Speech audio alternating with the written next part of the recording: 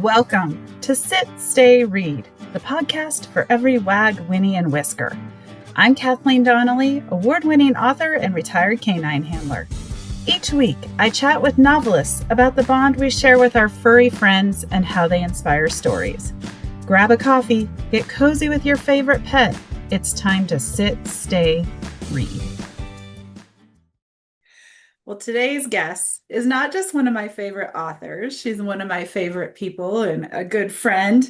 I'm excited to welcome to the show Sue Hinkin. Her latest release, The Snake Handler's Wife, features Lucy Vega and B. Middleton, and it's the sixth book in this series. Sue, welcome to Sit, Stay, Read. Thank you. It's great to be here with you, Kathleen. I'm so excited to have you. I love this series. This is just one of my absolute favorite. Like when one of your books comes out, I love. I know it's going to be a page turner on the edge of my Oh, I'm seat. thrilled. So yeah. Thank So you. The well, the first book in the series was the first book I ever wrote, and it took me about 15 years and 1,000 really. rewrites, and Oh my so, gosh. but it finally actually happened. So, yeah, the six books really are my journey Yeah. as a writer, as a published writer. So, yeah, yeah, it was just kind of bittersweet having it done, but Yeah. I was ready to do something different. Okay, I was wondering about that. That was one of my questions because it's the final book, and like I said, I was sad, but what a journey these characters have been on. Tell us about Lucy and Bee because they're such wonderful characters. Well, and I probably said this before, but the Lucy and B characters started out, oh man, so many years ago. I had an opportunity to be a television news camera woman. There just weren't any in our Michigan area um, television station had two major FCC sex discrimination suits against them. Oh So my gosh. DEI hire back then, Sweet. you know. Love it. And there were two of us. It was a very Michigan parts of Michigan are very black, very African American. There were no black reporters, so they hired a woman who is Wow. a black woman reporter and me, the woman tech person. So the two of us were often sent out together. We're kind of the outliers. And that's kind of how Lucy and B came about. And their relationship is very different than ours was, but still that's kind of the genesis for it. And Okay. B is an African American woman from Savannah, Georgia. Her father was a Baptist minister, and her mother was a high school teacher, and her brother was a jock, basically. And they also adopted kind of a foster kid that Okay. I can't give the spoiler, but there's a lot of history with that foster boy. And Yes. it kind of resolves itself in this particular book. And then Lucy, both of her parents and her brother were killed in a car accident in Santa Barbara County when she was about 8 or 9 years old. They found her up in a tree and failed on a branch. And she was raised by her uncle, Hispanic uncle, and her Norwegian cousin, who's like a grandma to her. And in the first book, she is really racked with survivor's guilt, and she does a lot of really um, dangerous things that could get her killed, Yeah. and also drag some of her friends into the same situation. So she wasn't always the best person, especially in that first book. But you could feel her passion and her pain, and that's the beginning with her. And so each of the characters really went through kind of a, a developmental arc in the series. And I think I felt like at the end, they were in a good place. It's like a parent, I could leave them now and function fine on their own. But, and then of course, the minute I decided I was going to end the series, I was coming up with new ideas for the series, but I let it go. We're in I court, love that. writers. It But is. and then B Middleton was, kind of had the first daughter syndrome, very responsible, as opposed to Lucy being kind of impetuous and needing B's grounding and B needing um, needing Lucy's kind of joie de vivre and willingness to get out there and take risks and try things. And so they kind of balanced each other nicely. And at the potential piece in terms of who they are and their relationships and that type of thing. Um, Yeah. but I think I went through a real depression for a while. I was like, these have been my friends for like 15 years and they're gone now, and who's going to fill that vacuum? But that's part of growth and development, not just as Yeah. characters, but as writers, right? So there we go. And in the meantime, I wrote a screenplay Wow. and another book, and I'm working on a third one. So Nice. yeah, found Oh, it, I love found that. a found something meaningful as I knew I would, but still, there's that sense of loss is tough sometimes. But Yeah. Well, and there, that, but there. Go ahead. oh, I'm I'm sorry. sorry. I was gonna say, what I thought was neat too is the snake handler's wife just won a big award as well. So, uh, I'd love to hear more about that, Yeah. but also what a great way to to help wrap this series up Oh, out with a really? That bang. was very meaningful. I was just a finalist, but that felt really good in the National Indie Excellent Awards. So Awesome. books that were published by independent publishing houses. So that was very cool. Very happy to have that happen. Yay. Yeah, no, that was so exciting. I was so happy for you when I saw that. I was like, no one deserves it Oh, more. thanks. I think I met you around the time. The first book was Deadly Focus, right? Am I remembering that right? The first book was Deadly Focus, and it was, oh Okay. man, 2016 or something. I'm not even sure. Maybe somewhere in there. Yeah, about 10 years Okay. ago, though. Okay. Yeah. Because And then, um, and it was a long slog. I mean, my first book wasn't published till I was in my 60s. So wow. everybody out there, it's not too late unless you're, No. uh, in the grave. Even then, you can, you know, maybe, who Grab a knows Ouija what it's all board about. and Yeah, exactly. you never give up. That is so awesome because I feel like I met you around the time, and actually maybe I've known you longer, but it was just such an inspiration when your first book came out, and just it inspired me to keep going, Sue. So it's Well, just I'm glad wonderful. because you've made an incredible career for yourself. I'm looking at the books behind you and Thanks. the Colorado Canine Rescue and I mean, just you've done an amazing job, and I don't know how you can do so many so fast, so well. It's really Oh, thank impressive. you. Thank I you. slogged through a year to get something, and you've done a It's great job. Well, thank you. Well, you've been a big inspiration of that. And let's talk about the snake handler's wife. Whew, what Okay. a storyline. Holy Snakes cow. and Snakes snakes. Oh and my more gosh. snakes. Do you like snakes? Are you a snake person? No, I'm not a snake person, but there's a Okay. piece of me that's maybe a snake person, Okay. but not really. But I lived for many years out in the Santa Monica Mountains where we had snakes all the time. And I would Okay. get calls like my daughter called me from home. I was at work. Mom, you got to come home. There's a king snake is eating a rattlesnake. These were the kind of things our family was, or the next door neighbor, a mile away had one of the rattlesnakes gave birth and had about 25 baby Oh rattlesnakes. Of my course, the kids gosh. wanted to go and see that. So it was part of the habitat. You had to get used Yeah.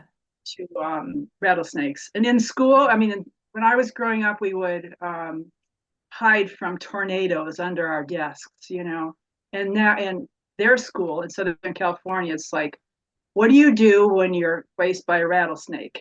So the kids in school learn how to freeze and then slowly back up. So it's Wow. again part of the culture when you're living out in the mountains like that.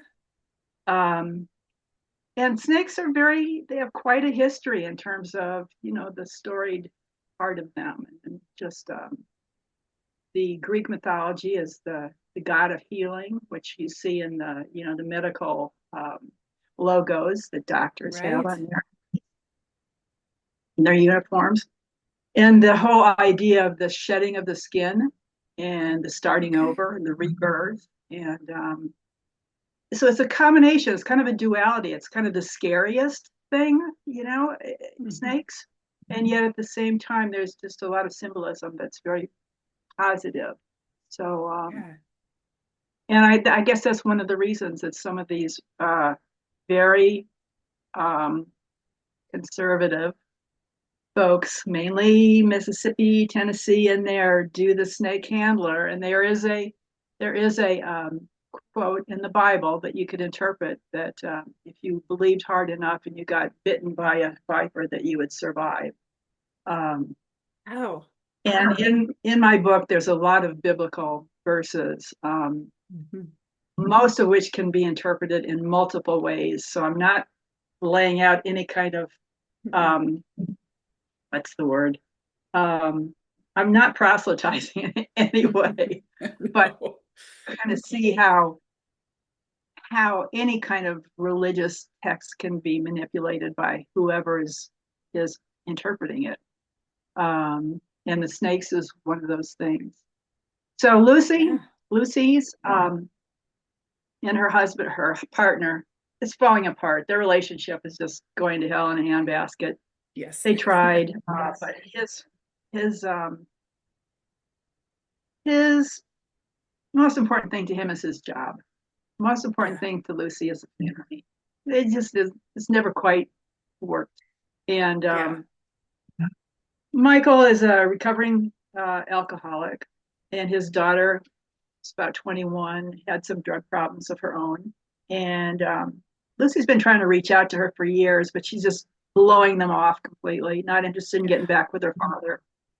But one day she ends up on the doorstep, and Lucy brings her in, and Yeah. that's kind of the beginning of the problems when they Yes. eventually Yes, it realize that is. she's involved in a cult with a very sexy, charismatic, young snake handling preacher who believes that um, he deserves to get whatever he can get, and that's it's God's will. Kind of the trying to remember what the kind of ministry where if you're making $3 million a day, it's God's will. And Right. that was his attitude. And he's definitely using her as a way to get to Lucy and to get her ranch, which is a fabulous ranch. And he'd Yeah. like to have that as his headquarters for his fabulous media, ministry. So that's kind of it in a nutshell. Um, and little by little, Bee and Lucy, um, they don't know what's going on.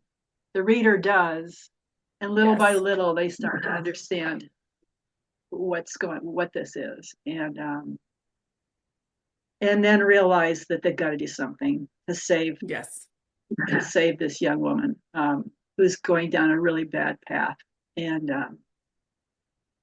so anyway, I guess that's it in a nutshell. It is. I mean, but I think one of the things I love about your books are your characters. And obviously, I love Lucy and Bee, fantastic protagonists, but your antagonists are always so fascinating. And Mark, this antagonist, this pastor, our snake handler, whew, he was scary. I mean, because I'm He's reading it scary. going, yeah, he's scary. And have you ever met anyone like him, or did you ever do a news story with someone Not like him? exact, not a snake handler, but I have met people that are frighteningly charismatic, Yeah, and you're very drawn to them, and then you realize something is really off. yeah, And if you're a needy person who is desperate for that kind of attention, and which they which they lavish initially, yeah, and if you are vulnerable in that way, you can be in a really bad situation and unable to get yourself out of it. Um, Yeah. Not only just like he, I mean, he would kill people who tried to leave him, basically. Yes. Yes, That happens definitely. sometimes. Yeah, so he was pretty extreme. And then his sidekick, the woman who is the who murdered her father, who came up from Mississippi, Yes. who Yes. who's who's who wants to be the porn star, and Yes. then The film industry. I had to laugh at that. yeah, And yet it works. Her motivation works with all she's this. just a wild child. That one. Yeah. She's a woman who's not. She's gonna get what she wants in life, and Yeah. definitely, no matter what bodies are left on the ground behind her, you know. So, Yeah. he's a lot like that too. Um, she's almost even worse. I really enjoyed her.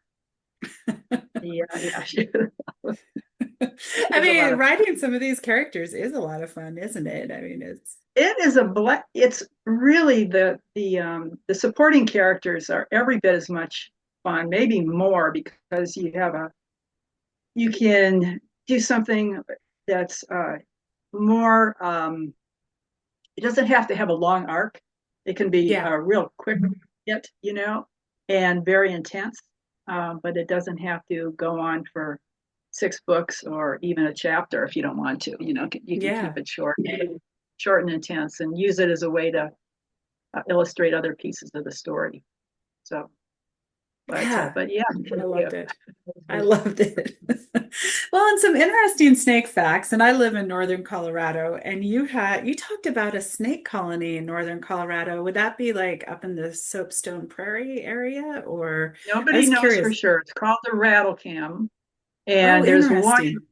Yeah, it's called the rattle cam. You can go online and you can actually watch this huge den of rattlesnakes. Wow. They don't tell anybody where it is because they want to protect them. Yeah. The minute people know where it is, somebody's going to go and do something terrible. So Yeah. it's Yeah. very secretive where it is. It's the Cal Poly, um, is it Cal Poly Pomona? Cal Poly San Luis Obispo, I think, is the university that's overseeing Oh, the wow. research Okay. on rattlesnakes. And Huh. it's very interesting. They're very social. They seem to go together and raise their children, their snakelets. They're They snakelets. recognize members of the family. They usually have, I don't know, 6 to 30 max in terms of snakes. That's They wow. give live birth. They don't lay eggs, so they're very interesting. But they're Yeah. very a very social group of Hmm. reptiles. So yeah, Oh, interesting. that's kind of cool. But check out the rattle cam sometime. It's Rattle not cam. really Okay. exciting because they're very slow and it's not but it's very interesting. And when it rains, they shape their bodies into little bowls and catch the Yeah. rainwater and drink it from each other's little body bowls. So, Huh. but It's so also I think out in fascinating. the ranch with Lucy, and we had chickens, Hmm. omelet, the yellow hen, who Yes, was I kind of love the guard omelet. dog. She'd be in the over the porch, Yes. observing who came and went. And having had chickens, they're very sentient, very sweet, like puppies, great They are. personalities, sit on your lap, like to be petted, and they're just a lot of fun. And she had goats. She has several horses, including Yes. Odin, her I love paint horse. Odin. Yeah. Odin's, yeah, he's been with her forever. And then we also had, let's see, well, 2 dogs, a beagle and a golden mix, and a cat, Howard, who liked to hang out with Omelet the chicken. I love omelet. What a great name. And isn't she a Buff Orpington? Is that what she Yes, is? yes, Yeah. Yeah, she that's what is I was indeed. thinking. Yeah, yeah, she was my daughter's chicken. My daughter had Okay. chickens for quite a Oh, so there while. was a real omelet. I Oh love it. yeah, Oh, I love it. Okay.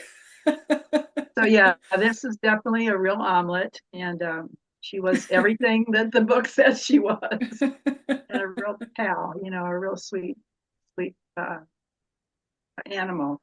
But I think none. But unlike in yours, I don't. Well, other than the minor personality, Yeah. development, um, they're more just part of the ranch life as opposed to Yeah. characters in the book, Yeah. kind of. But and that's one thing that you do so well. I think it's very hard. I don't know. I see it once in a while. Writers who really anthropomorphize dogs or cats or other animals. And folks like you and Margaret Mizushima and others do such a fabulous job of keeping the dogness Oh, thank so you. beautifully. Really, I mean, it's just Oh, thank you. wonderful. It's just that piece of it's so strong. Great. Well, I But really appreciate that. in this, I don't know if you've gotten this far in this book. In the book, at the very end, though, there's a cadaver dog. Um, Okay. I don't know if you've met the cadaver dog yet. I have Oh, not yet. So for oh, anyone listening, I'm really Juniper. close to the beginning. Is it Juniper, a cadaver dog? Well, Yes, and I had to ask you, there's a goat farm, that's the Donnelly Goat Farm, that the veterinarian, your I handsome didn't know veterinarian that. Heath. Yeah, I Yeah, yeah, Heath. yeah, Right. Heath. He was coming from the Donnelly Goat Farm and That's right. I decided to yeah. put that in there. I'm just remembering. Yes. And I had to laugh. I was like, how does Sue know I want goats? I You're had to have psychic. I had to have somebody who writes animals be the goat farm Well, person. thank you. I didn't know if I was the Donnelly or not, but I was like, You how were, you cool. were, I you were was definitely the okay. Donnelly. Yeah. Well, this is just a sign that I need goats. I'll tell my husband. Okay. Well, the cadaver dogs are fascinating, and I don't know much about dogs. I mean, I'm interested in them because I have writers who I enjoy, like you and Margaret and others, who write animals, who I really enjoy reading about. But the cadaver dogs were mind-boggling to me. How they Yes. can, I mean, 25 years later, they can find something Mhm. that's dug up to be dug up, and they can tell if it's an animal or a human, and it Yes. can be 25 feet down in the water, and they can, Mhm. years old, and they can still. It's just unbelievable how incredible they are. Oh, their So noses it are was fun to amazing. have one of those in the book. And I don't know where it came from, but all of a sudden there was a whole dimension to the book. I have to have a cadaver dog and a cadaver dog in training. Oh, I Um, love it. I love it. That's what so, I get for, I almost stayed up. So you kept me up late like over the last, I don't know, few days. And last night I was like, I need to finish this. And then I thought, okay, I'm really close. So I'm you're going to almost finish you're almost tonight. done. Yeah, you're almost But I done. look forward to the cadaver dogs and, that's so fun. Yeah, cadaver dogs are truly amazing. They are When they go incredible. into the Yeah, let me water. know if I nailed it or if I Oh, missed I'm sure something. you did. So I'm sure you I did. know. But yeah, this Lucy um has to hire somebody who had worked with her on a show who was a veterinarian and also did rescue dogs, search rescue and cadaver dogs. And she brought her in to help see if they could find any bodies of these various women they think were missing and possibly buried at the ranch. And so, Oh, I look forward to reading that part. yeah, Okay, it's okay, that's coming up. awesome. I know I'm really close. The horses too, though. I mean, I know you say your characters are more with the ranch, but I can tell you have horse experience as a fellow horse lover. Did I'm a you horse ride a lover, lot? but no, I didn't ride a No? lot. But I was, Okay. for some reason, my daughter really loved riding. We we had friends who had horses. Our neighbor, when we were living in the mountains, went away for several months, and we were in charge of the horses for a couple months. Okay. Buckwheat and Indio. Um, Great names. so we would, shovel out their flakes of alfalfa in the evening and, take care of Nice. them. So I've been around them, but never been a big rider. I'm very allergic to them, Oh, you unfortunately. are. Oh, Yeah. bummer. Okay. Yeah. When I was riding a lot, I was just ended up at the ENT, getting help Oh, because it was just, then I realized I can't do this anymore. But I yeah. love being around them. And when my daughter was little, uh, we lived in an area where we had a lot of horses around us, so she had a chance to. Nice. And my granddaughters have been on they're 5, but by the time they were 2, they were up and riding a little bit and being Nice. on a horse. So, That's awesome. but they're amazing creatures. It's just They really are. Yeah, really special. they are. Well, I can tell your love comes through in the book because especially with Odin and Lucy's Oh relationship with yeah, him. Yeah. my Yeah. my sister was in love with horses, and she was a rider when she was young, and she had Okay. a horse. The horse she rode was named Fiesta, and she swore she was going to marry Fiesta, and she Yes. insisted on having horse wallpaper and everything. She was one of those girls, man, that was just horse crazy. So Oh, that was me. yeah, That was all me. I can imagine. Yeah. I feel her. So well, I'm so excited to finish this book, but what I'm also really excited about is you're going to start your own podcast with Authors on the Air. So I thought we could give a I little know, preview. Do you want to tell people fantastic. about it? Hopefully I'm not spilling the beans too soon here. No, no. Okay. Oh, and let me just introduce you. This is Gerald, by Oh, the way. oh, Yeah, hello, Gerald. Is he a yeah, rattler? this I is can't see Gerald. his My head. granddaughter named him Gerald. And this is a Gerald. Western rattlesnake who I keep, Okay. right by my laptop, to protect me here. And for Um, anyone just listening, it's not a real snake. So I'm anyone not a not snake watching it on handler. YouTube, Yeah, yeah, Gerald is a fake snake. Yeah. yeah. Gerald's fake. But yeah, starting in July, I'm going to be kicking off a new Authors on the Air radio podcast called The Femme Detectives. And I'm going to be interviewing writers who write women, female detectives.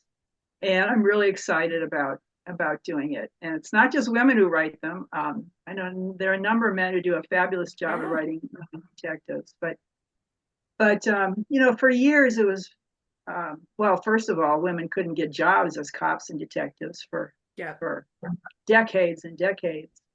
And then Sarah Paretsky, who started Women or Sisters in Crime, did so as a way to support women who were writing mystery because there was just a lot of, I guess, discrimination against women who Yeah. were mystery and thriller writers, and they just couldn't get their work out there. Yeah. And especially if they had a female detective, you know. So it kind of started with Sarah in the terms of the modern era. So we're gonna really focus in on women sleuths of all kinds coming up, and we'll see how it So goes. I'm cool. looking forward to it. It'll be fantastic. I can't wait to listen in, Sue. It'll be great. So we're Well, in for a Kathleen's going to treat. be one of my early interviewees. She has a Yeah. wonderful, well, several great series going on. Colorado Canine Rescue is the first one that I kind of got involved with, but we'll have a great discussion on that. Yeah. So I look hopefully forward to Sarah it. Rescue will be soon. I'm looking forward to it. Nice. And I'm also going to be interviewing not just book writers, novelists, but folks who are doing some of the streaming online, Netflix, that type of thing. Oh, nice. I Oh, don't know if that'll be any of you've seen great. Karen Peary. I don't know if you know that series, but there are a lot of Mm-mm, I haven't. wonderful series on right now. uh, Lydia Poet, hoping to get those folks who are writing those Nice. wonderful streaming characters as well. So Oh, that'll be great. That'll be I'm fantastic. Oh, I can't wait to listen in. Awesome. Well, as we start wrapping up here, what's the best way for readers to connect with you? You have a um, website, social I media? do. www.suehinkin.com. Okay. And you can just reach me there and leave a note if you need to or whatever. So I'd be happy to Yeah. get back with you. Um, and again, thank you for calling out the Snake Handler's Wife as the finalist for Yes. Indie Excellence Award.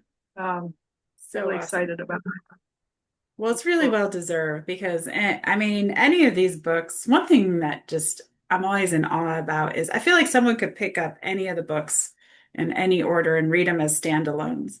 But they also make a wonderful series. And so this award is so well deserved. And I hope people Well, do thank you. start from the beginning and read all of them. But yeah, Well, I think all of us who write series try to do that, try to have each book be yeah, enough of a standalone so that however at any point you came into the series, yeah, you'd be able to pick it up and then be motivated to go back and start from the beginning and read them all. So series are great. they I have a are. hard time. I get connected to the character, and as Yeah, a reader and a writer, I'm not ready to leave them after one book. I want to see what yeah. goes on next. I'm the same way. Well, obviously, I'm the same Yeah. way. It's hard to leave him alone. And what a great last book. And it's so Oh, thank awesome, you. Sue. Yeah. So, Thank you, Kathleen. I really appreciate it. well, thank We're you so really much. fortunate out here in the Rockies. We have an amazing writing community out here. So We we're do. very supportive, Yeah. constantly very supportive of each other. So it's terrific. Very Thank you. supportive. Yeah. Well, thank you. Thank you. So, I appreciate you coming on the show, and everyone, I highly recommend The Snake Handler's Wife. It's a B. Middleton and Lucy Vega series. Oh my gosh. And expect to stay up late. Be ready to sleep a little longer in the Oh, mornings good. because it keeps you up Oh, at night. They're so good. thank you, Kathleen. It's just been a pleasure to chat with you. It's been a pleasure chatting with you, Sue. And until next time, everyone, keep your tails wagging and pages turning. Thanks for joining me today. Sit, Stay, Read is a part of the Authors on the Air Global Network. If you enjoyed today's author interview, be sure to leave a review and share the episode with a fellow animal-loving reader. If you're curious about the world of working dogs and wilderness adventures, please check out my books at KathleenDonnelly.com. Until next time, curl up with your best furry friend and sit, stay, read.